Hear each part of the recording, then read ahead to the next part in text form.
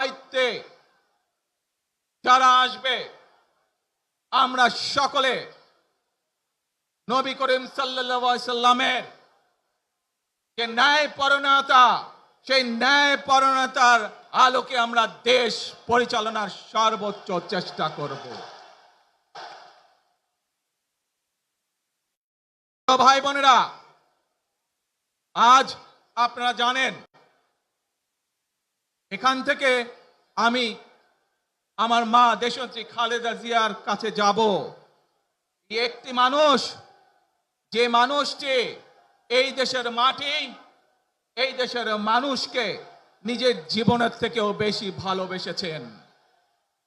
তার সাথে কি হয়েছে আপনারা প্রত্যেকটি মানুষ সে সম্পর্কে অবগত আছেন। সন্তান হিসাবে আপনাদের কাছে আমি চাইবো আজ আল্লাহর দরবারে আপনারা দোয়া করবেন যাতে আল্লাহ ওনাকে তৌফিক দেন, উনি যাতে সুস্থ হতে পারেন। প্রিয় ভাই বোনেরা, সন্তান হিসাবে আমার মন আমার মায়ের বিছানার পাশে পড়ে আছে সেই হাসপাতালের ঘরে, কিন্তু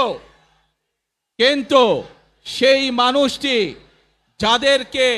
যাদের জন্য জীবনকে উৎসর্গ করেছে, অর্থাৎ আপনারা এই মানুষগুলোকে যাদের জন্য দেশনেত্রী খালেদা জিয়া জীবন উৎসর্গ করেছেন নিজের জীবন, সেই মানুষগুলোকে আমি কোনোভাবেই ফেলে যেতে পারি না।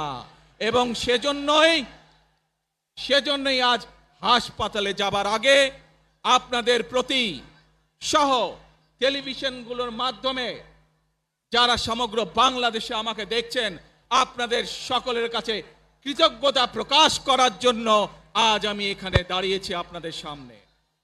প্রিয় ভাই বোনেরা, আসুন আমাদেরকে আজকে নিশ্চিত করতে হবে আমরা যে ধর্মের মানুষ হই, আমরা যে শ্রেণীর মানুষ হই, আমরা যে দলেরই রাজনৈতিক দলের সদস্য হই অথবা একজন নির্দলীয় ব্যক্তি হই, আমাদেরকে নিশ্চিত করতে হবে যে কোনো মূল্যে আমরা আমাদের এই দেশের শান্তি শৃঙ্খলাকে ধরে রাখতে হবে। যে কোনো মূল্যে যে কোনো বিশৃঙ্খলাকে পরিত্যাগ করতে হবে।